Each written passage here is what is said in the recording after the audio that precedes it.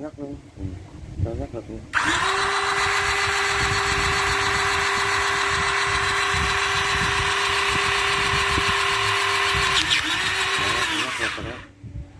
Rồi sợ rồi. Ok. Lực anh kia coi cái máy nó còn mới.